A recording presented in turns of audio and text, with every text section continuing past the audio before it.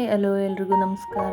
ನಾನಿವತ್ತು ಕರ್ಜಿಕಾಯನ್ನ ಮಾಡೋದು ಹೇಳ್ಕೊಡ್ತಾ ಇದ್ದೀನಿ. ಮೊದಲಿಗೆ 1 kg ಅಷ್ಟು ಕಡಲೆನ ತೊಗೊಂಡು ಅದನ್ನು ಪುಡಿ ಮಾಡಿಕೊಂಡು ಒಂದು ಬೌಲ್ಗೆ ಹಾಕೋಬೇಕು. ನಾನಿಲ್ಲಿ 1 kg ಅಷ್ಟು ಮಾಡೋದನ್ನ ಹೇಳ್ಕೊಡ್ತಾ ಇದ್ದೀನಿ. ಮೊದಲಿಗೆ ಅದನ್ನು ಪುಡಿ ಮಾಡಿ ಬೌಲ್ಗೆ ಹಾಕ್ಕೊಂಡು ಮತ್ತೆ 2 ಕೊಬ್ಬರಿನ ಚೂರು ಮಾಡಿ ಅದನ್ನು ಮಿಕ್ಸಿ ಜಾರ್ನಲ್ಲಿ ಹಾಕ್ಕೊಂಡು ಅದನ್ನು ಪುಡಿ ಮಾಡಿ, ಯಾರ್ಯಾರ ಪಕ್ಷಕ್ಕೆ ಕರ್ಜಿಕಾಯಿ ಮಾಡಬೇಕು ಎಲ್ಲ ನೋಡ್ಕೊಂಡು ಮಾಡ್ಕೊಳ್ಳಿ.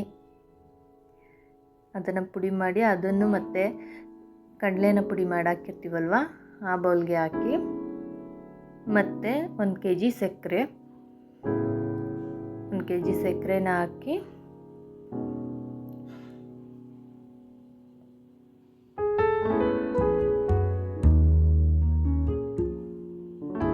ಮತ್ತು ಎಳ್ಳನ್ನ ಸ್ವಲ್ಪ ಬಿಸಿ ಮಾಡಿ ಹಾಕಿ ಸ್ವಲ್ಪ ಲೈಟಾಗಿ ಹುರಿದು ಹಾಕಿ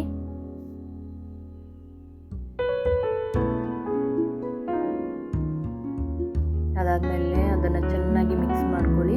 ಎಲ್ಲನೂ